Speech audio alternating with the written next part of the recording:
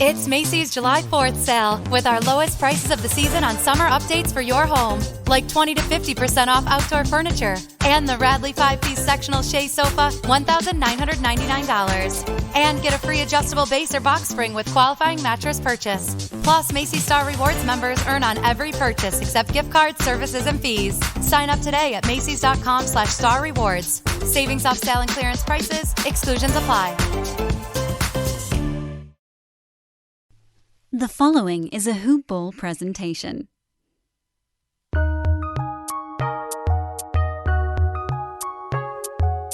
Welcome to the Fantasy NBA Today podcast.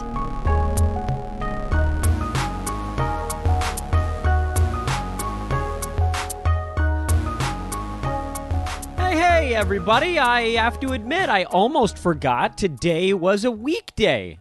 It's super weird to have July 4th off on the 5th on a Monday. I'm all discombobulated, but we're here, and we're going to do a short podcast, meaning not going to get too much into the things that I think are the most interesting, which is, again, the absolute worst way that I could start a show, but I did it, so screw it. Hopefully you guys will stick with us here for the 25-minute pod or whatever we come out to. Want to briefly mention that on Friday's show, we talked about the fact that today's podcast was going to be a chat with our buddy Adam King. It's not. That's going to be tomorrow. It was a lot of fun. We talked about his way too early top 100 ranking board for next year and dropping that on a July 5th, the ultimate hangover day, I would think, the day after July 4th. People come back, people skip the Monday after July 4th when July 4th is like the previous Thursday, and it was actually yesterday. I don't know what people did with their July 4th. I know that we are inching towards normalcy. We went to a barbecue, for instance. Outside, of course. That's the way things all have to be these days, and plus it was like 72 in Los Angeles, so hell yeah. But at the same time, I don't know, did people get as crazy as usual? I'm an old man now. I've been crazy in a long time, if ever. Regardless, I'm not using up a delightful recording with my good buddy Adam from right here at Hoop Ball. I'm not using it up on today when I'm betting most of you will listen to this podcast tomorrow, if at all. So, with that in mind, I decided to make it the most compelling show I possibly could. And that's totally sarcastic and a lie, as we move into the Northwest Division. First of all, hello everyone, it's Fantasy NBA Today. I am your host, Dan Vespers. I have so many cool things to tell you guys about, but I'm going to do it all on tomorrow's show, because I don't think that, I think like maybe like 50 to 60% of you are actually going to listen to today's podcast. And it just seems silly for me to spend 3, 4, 5 minutes on super cool, important stuff happening over at Hoop Ball when the message isn't going to get across. I guess I could just do it twice, but whatever. I want today's show to be short, sweet, to the point, and that point is opening up the Northwest Division, our team-by-team recap. Tomorrow, we'll do the Adam King way too early top 100 and some more breaking news on the podcast front. Other shows at Hoop Ball, I should mention. By the way, new episode of Punt Intended, our brand new Dynasty show dropped on Sunday. No. Early this morning? I've lost track of dates. I think it's this morning. Doesn't matter. Might have been yesterday. Yeah, it was yesterday, wasn't it? Who cares what day it was? It's out. That's what matters. So while we're here, while you're with us on this lovely July the 5th, the Northwest Division is home to teams across all sorts of parts of the U.S., not really all in the Pacific Northwest. In fact, really, I'm going to argue one of them is. The Portland Trail Blazers are in the Northwest. Jazz, Nuggets, they're in the mountains. The Thunder, they're in the plains. Isn't that the Great Plains out there? And then the Wolves, that's the Midwest. But whatever, that's who's there. There's a lot of interesting stuff. This is, by all accounts, a more interesting division than the Pacific Division, which we covered, and honestly, I thought the Kings were kind of the only from a where might we find some value standpoint, there almost wasn't anybody in the whole division. There were certainly some spots where we wanted to focus negative attention and avoid, but we pivot now into the Northwest, and to me, there are so many compelling storylines here. The Wolves, they played well at the end of the season. That's usually a reason to back a team going into the following year. That's good vibes. That's good feelings. That does matter. The Thunder, year 2 of the teardown. What does that mean going forward? Nuggets. The Nuggets beat to hell, not getting Jamal Murray back till, at best, middle of next year. The Jazz exposed in the postseason after posting the number 1 seed in the regular season next year. From a storyline standpoint, we're chock full of it. But I want to start with the Portland Trail Blazers because, first of all, they've had some changes. Chauncey Billups is now the head coach. Terry Stotts is out. From a game plan standpoint, I don't think you have to worry about a ton there, at least on the fantasy side. What you do have to think about is contractually, does anything really shift that much? And we've heard the Blazers, they've been embroiled in all kinds of trade rumors because, look, they know Damian Lillard is 30. He's been extraordinarily loyal to Portland. Every time a trade rumor is surfaced, he's smashed it down. Quick, really quick, he's taken care of it. But CJ McCollum would seemingly be on the block because not that they haven't worked well together, there is a bit of a superfluous nature to having 2 very good scoring guards on the same team. It's helpful. It's helpful, make no mistake. But Portland's issues have been elsewhere. They've been able to score generally just fine against pretty much everybody besides the Lakers in the bubble last year. That was like the one time I watched the Blazers and thought, damn, they can't get anything going because Anthony Davis has turned Yusuf Nurkic into nothing. Completely shut him down because they forced Nurkic to be a role man and he couldn't handle it. Lakers defense just tripped him up. It's Macy's July 4th sale with our lowest prices of the season on summer updates for your home, like 20 to 50% off outdoor furniture and the Radley 5-piece sectional Shea sofa, $1,999. And get a free adjustable base or box spring with qualifying mattress purchase. Plus, Macy's Star Rewards members earn on every purchase except gift cards, services, and fees. Sign up today at Macys.com/Star Rewards. Savings off sale and clearance prices. Exclusions apply. At Giant Eagle, My Perks means earning perks and dollar rewards fast. Plus, big savings down every aisle with new lower prices on thousands of items. More perks, easy savings. Now that's rewarding. Nurk, by the way, has a non-guaranteed $12 million contract this coming year, but I'm sure they'll keep that because that's very affordable for someone of his stat or skill set, I suppose. Covington, Rocco is set to make $13 million this coming year. McCollum, 31. Dame, 44. Derek Jones Jr., 9.7. That's a bit on the high side. Those are the guys that are locked in, at least substantial contracts that are locked in. Anthony Simons is set to make $4 million. Nas Little, 2.5. And that's really it.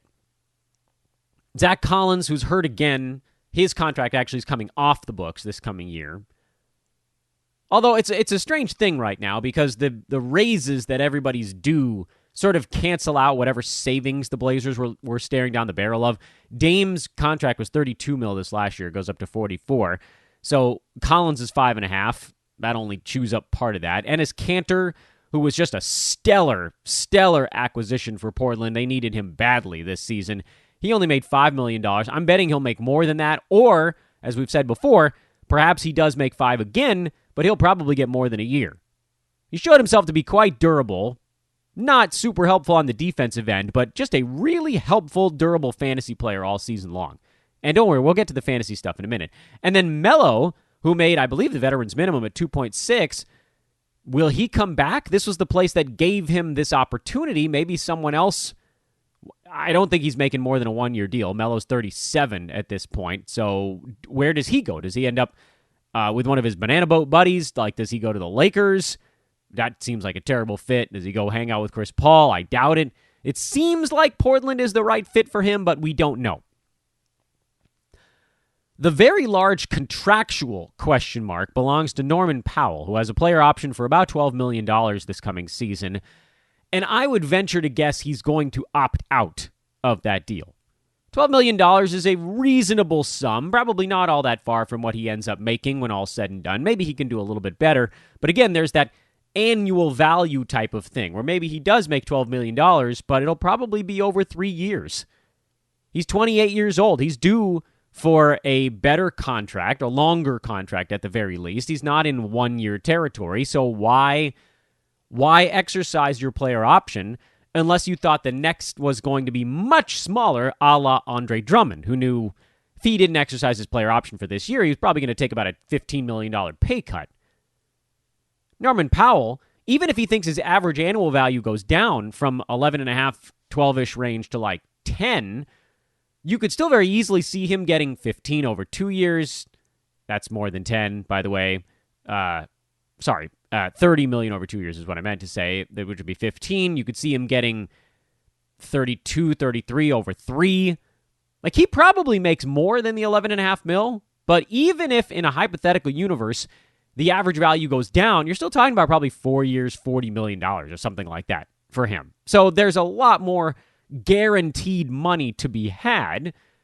Does he come back to Portland is the question mark. I believe they can go over the salary cap having traded for him midseason, but I don't know for sure. That's outside my area of expertise. If Norman Powell does not come back, that leaves a pretty good size hole at small forward for the Blazers, which you would figure Anthony Simons is probably the guy to fill that hole. I guess there's no way to know for sure, and off-season trades are still yet to be determined on a lot of fronts here, but as the roster is currently constructed, that's the direction you have to be looking. Let's go through some of the fantasy player stuff and see what we can figure out. First of all, Damian Lillard was obviously the number one player on the team. That's never in question. He's shown himself to be not only incredibly predictable from a fantasy standpoint, but also pretty damn reliable. He played 67 out of 72 ball games, which is better than league average. He was number 10 on a per-game basis, not because of any one thing that was slightly worse this year. In fact, overall, you could almost argue he was a little bit better. Look, bottom line, he was a top 10 player again. And by totals, because most of the other guys that had a per-game value inside the top 10 ahead of Dame didn't get close to 67 ball games, but for Nikola Jokic and then Steph was relatively close. Dame was actually number 3 by totals this regular season. Yeah, number 3. Your first-round pick, you want them playing 90% of their games or more. If you get that, you get a fat victory. It's as simple as that. Really, honestly. If you go back this year and you look at first-rounders, people drafted in the first round who played 90% of their games, the hit rate is pretty freaking good. The misses there are Devin Booker, who just was generally not good from a fantasy standpoint. There's no, you can't really sugarcoat that all that much. Where the hell was Booker when this thing all ended up? He was like in the 60s or 70s, wasn't he? 49? Yeah. No, that was by totals. Excuse me. That was by totals. Booker by averages was 78. So that was a huge miss on the averages standpoint. Trae Young was right on the cusp. He played 63 out of 72 ball games. So he actually didn't make the 90% cut holder. He also would have been a cutoff, I should say, or he would have been a large miss as well. But among the guys drafted inside the top 10 that got to 90% of games, I mean, really, there were only a couple. Jokic, Dame, and Booker sometimes was outside the top 10 anyway. So it was really just Jokic and Lillard. Reliable guys inside. Booker was like right around 10, 11, 12, somewhere in that neck of the woods. So if you want to throw him in there, you can throw him in and call him a miss. But the rest of those guys, Easy wins. Jokic and Lillard. And then the only other guys that were even really all that close, Jason Tatum played 64 games. He was drafted just outside the top 10. Steph played 63 games. He was drafted inside the top 10 and was also a very good hit. And Tatum, as you guys have heard me argue before, I call him a big-time win this season. I don't know why there's this Tatum hate. I can't figure that one out. But where else do you even want to go with this? Luka? Yeah, I guess Luka, but he never belonged there.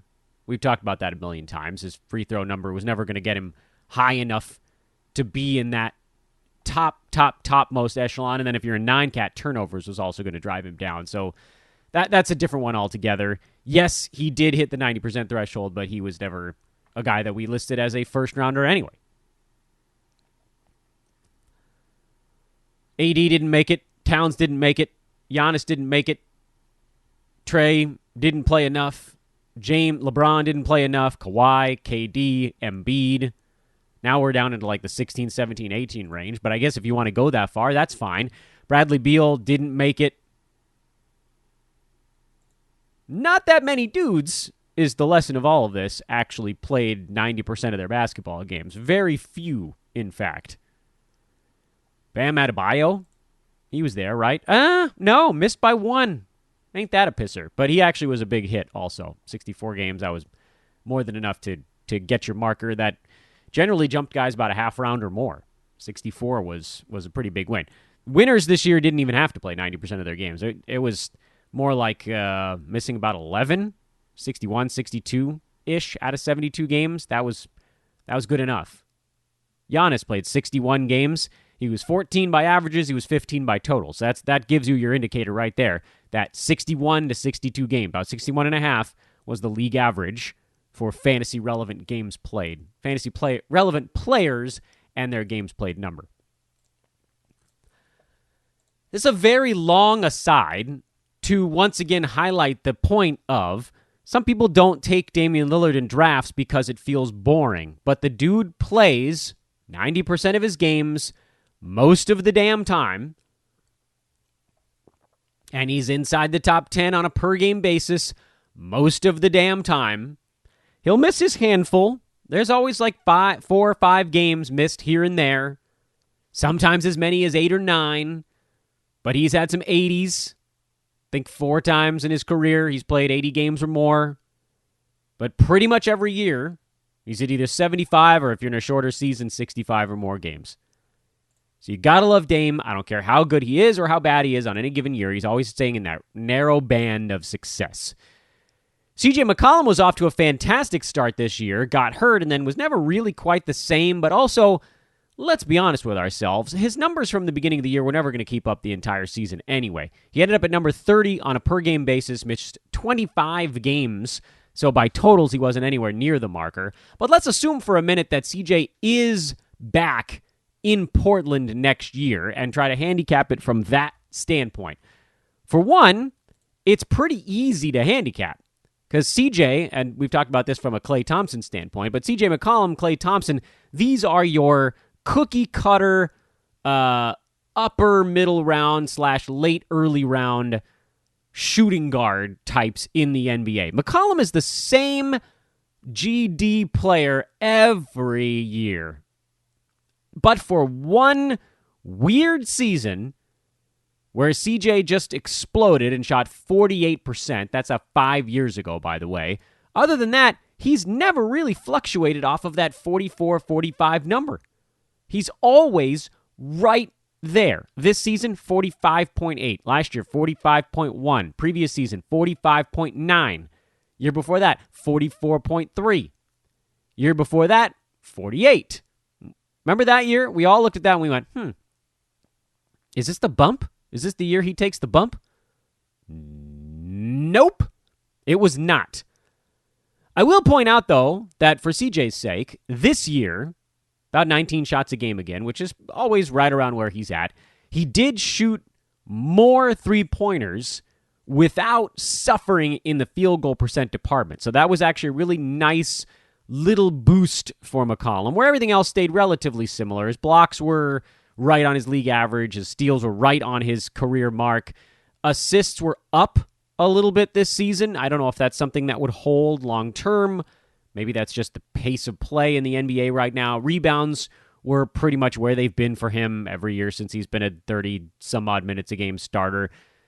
You can set your clock to McCollum, and I would argue that even though he did have that injury this year, by and large, he's actually been as durable as Lillard, but for a couple of weird little blips in there. Like, you could go back to the very early part of his career, and you could find some issues, but 2015, 80 games, 16, 80 games, 17, 81, 18, 19, he played 70 games. There was a little injury in there, but that's still only a dozen. Then last year he missed like 2, and then this year 25. This was sort of the first time that he had a ruptured season.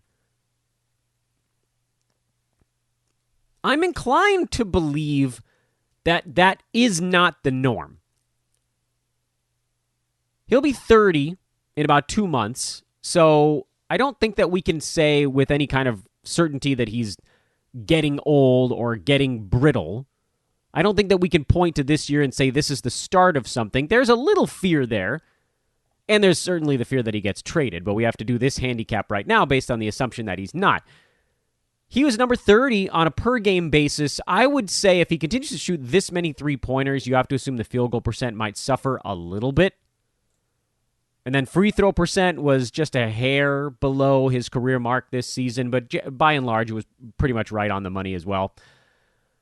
So, yeah, I mean, set your clocks to CJ McCollum. If he gets drafted past 40, you probably take him and just call it kind of a gimme win, provided he doesn't have another 2-month injury. And if he's going before 40, then you realize, look, this is probably about as good as it gets. I wouldn't take him in the 3rd round. I would consider taking him in the 4th and beyond. Rob Covington, who would seem to have his job pretty well locked in, small ball 4 on this Blazers team, had himself a pretty good year. Number 52 on a per-game basis, played in 70 out of 72 games, so by totals, Rocco was number 20 this year. Gotta love that. Only 8.5 points, so the scoring was down, but about 7 rebounds, 1.4 steals, 1.2 blocks, 2 3-pointers, 40% from the field, 81 at the free throw line. This season could have been a bit of a disaster for Covington, and it looked like it was headed that way when he got off to just that horrendous shooting start to the year. But he got it rolling, moved at about a top 25 clip for 2.5 months in the middle of the season, maybe more than that.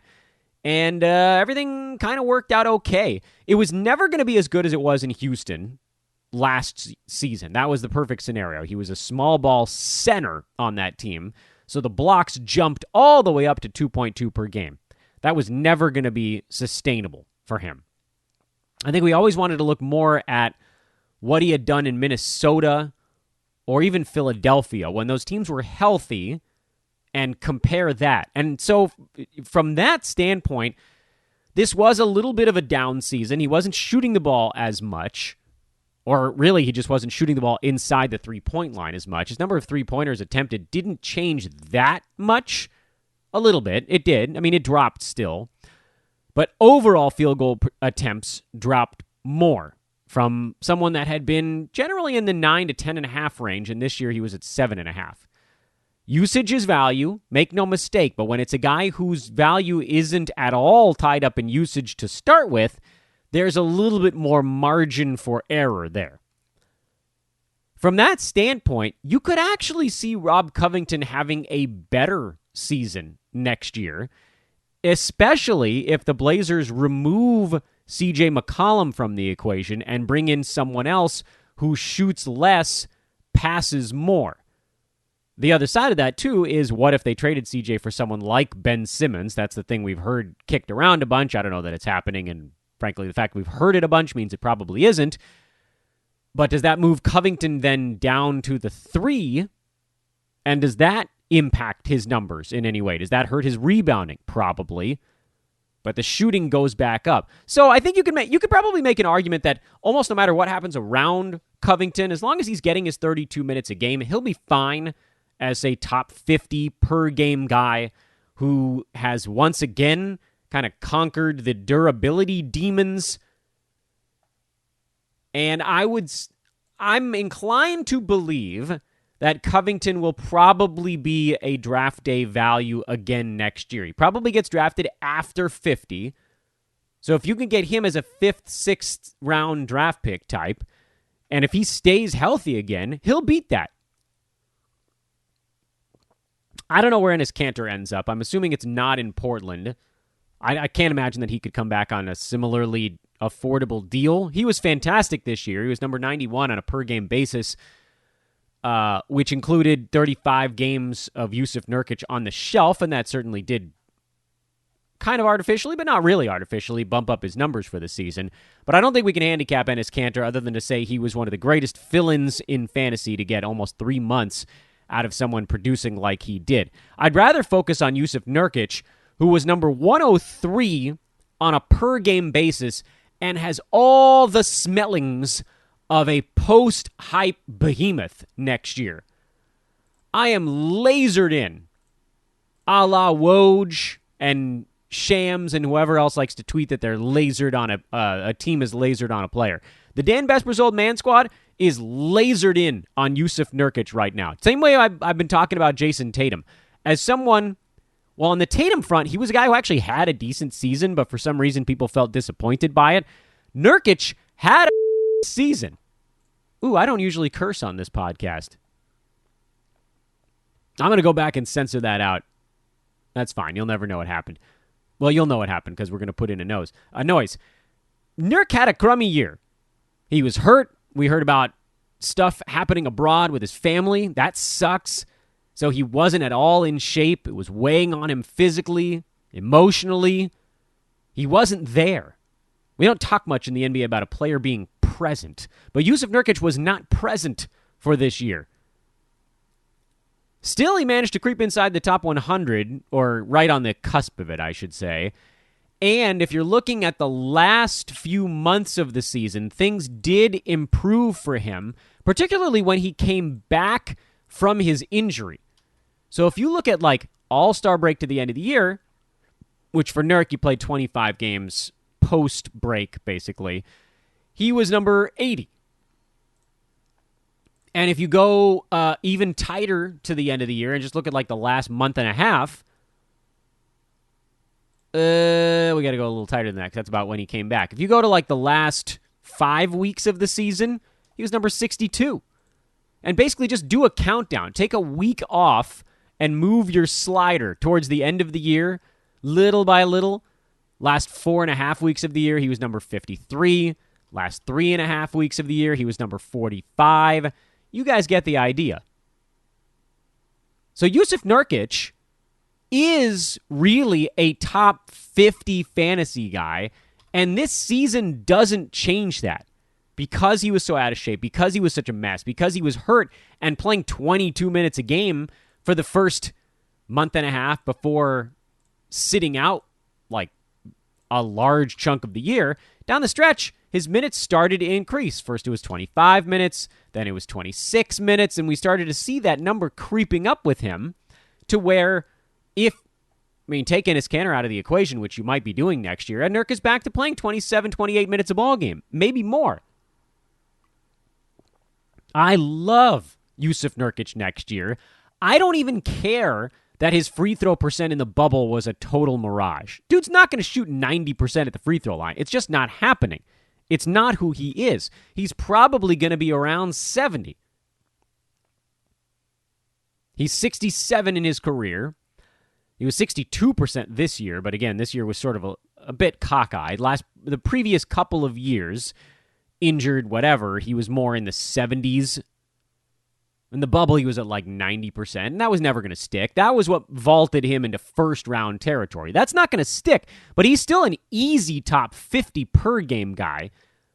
And if the free throw number is in the 70s, mid-70s, like we've seen a few times recently over full seasons, he's probably still a top 30 per game fantasy player, especially if Portland trades away 18 shots a game CJ McCollum and brings in someone who's not taking 18 shots a game. That type of trade only helps these other guys because whoever they bring in probably isn't going to have the same number of field goal attempts as McCollum. 18 is tough to match. There aren't that many dudes in the NBA that were taking 18 shots a game. Let's look at this from one other perspective. If Norman Powell comes back and McCollum is traded, Norman Powell becomes one of my favorite pickups of next year because he was taking about 13 shots a game or so down the stretch with the Blazers. That number potentially goes up. 13 shots a game was about enough to get Norman Powell to the edge of the top 100. If that number goes up, he rocket boosts inside the top 100. And if his field goal percent, which, by the way, now we're moving on to the Norman Powell thing, I think he probably ends up somewhere else, but I don't really know. I don't know. But with Portland this year, he shot just 44%. And this is a guy who'd been shooting in the 49 range for basically 2 full seasons with Toronto. So that number probably goes up. Great free throw shooter. Good steals guy. Underrated steals guy with starters minutes. There are a lot of guys I like on the Portland Trailblazers going into next year. Specifically because I think that these are a lot of guys that are perennially underrated. For whatever reason. I'll go right down the list. Damian Lillard, underrated because of quiet consistency. Not that somebody getting drafted at like 6, 7 is underrated, but you could make arguments for him to go earlier than that. Nurkic, going to be underrated because he had an injury-plagued, out-of-shape, emotionally scarred season. That's an easy one. It's callous, but it's easy. CJ McCollum, going to be underrated because he was finally hurt and people are going to get it in their brains that he's hurt all the time. He's not. He was this year. Norman Powell, underrated because he's a percentages guy. Nobody ever looks at those two damn categories. That's where he excels the most. Rob Covington, well, I think we know why he's underrated. Dude scores 8 points a game. Nobody cares about a guy scoring 8 points a game, even if they're getting you 3.5 defensive stats a night. But let's also look at this from another standpoint, just while we have 2 or 3 minutes here at the end of the show. What if Powell doesn't come back? What if Anthony Simons steps into that starting shooting guard job, small forward job, whatever it happens to be? If Simons is the shooting guard and McCollum becomes the small forward, whatever. Does he split the time with Nas Little? Do they each split the time with Derek Jones Jr.? I think it's too murky to say that any one of those guys has the upside if given starters minutes. The only one we've ever really seen play starters minutes is Derek Jones. That was mostly on other teams. We've sort of seen it game here and there from Anthony Simons, and what we've seen is that neither one of those guys really has the fantasy game to support a draft pick, even with starters minutes. Between the two of them, I would lean towards Derek Jones Jr. simply because he can do things that the team wouldn't get from McCollum and Lillard if Powell wasn't there. He wouldn't be asked to score all that much, but it'd be field goal percent and rebounding and steals and that sort of thing. But I don't think any of those guys actually gets up and over the hump. So for next year in Portland, I'm looking more so at the name brand guys as being either drafted around where their per game marker should be or even slightly behind it. I'll plant my flag in that right now. Let's say Norman Powell does re-sign with the Blazers. I don't know what the probability of that actually happening is. And the starting 5 is what we saw down the stretch, which was Powell, who we just talked about, Lillard, McCollum, Nurk, and Rocco. You could probably make the argument that all 5 of those guys beat their ADP by totals next year. Nurkic is the one on that list who's not particularly durable. So that's the one that gives me the most pause. But he'll probably beat his ADP on a per-game basis, so you just need him to get anywhere near the league average in number of games played. Dame, probably right around his ADP per game, but probably beats it by totals. CJ, same story. Powell maybe beats it both. I don't know where he gets drafted next year. No clue, actually. He might get overdrafted if he comes back to Portland. Rocco, same general idea. With him, it's all tied into his week to week on the field goal percent. But this is the start to me of something really interesting. The Northwest Division is chock full of interesting goodies, and the Portland Trailblazers are your July 5th holiday special? Nah, I don't know. Well, in any event, I hope you enjoyed it. I'm going to get back to taking a holiday, and I hope you guys will as well. Hope everyone had a safe, fun, sausagey, hot doggy, burgery, barbecuey, beyond burgery, if that's your thing, July 4th weekend. We're back with you tomorrow. Adam King on the show tomorrow. That's going to be a lot of fun. You'll enjoy it. We'll also break down not our next team, but yes, the NBA Finals, Suns and Bucks breakdown coming up on tomorrow's show as well. I'm Dan Besbris for Fantasy NBA Today. You can follow me on Twitter at Dan Besbris, Hoopball on Twitter at HoopballFantasy and Hoopball Tweets, or just go to hoop-ball.com. Have a great Monday, everybody.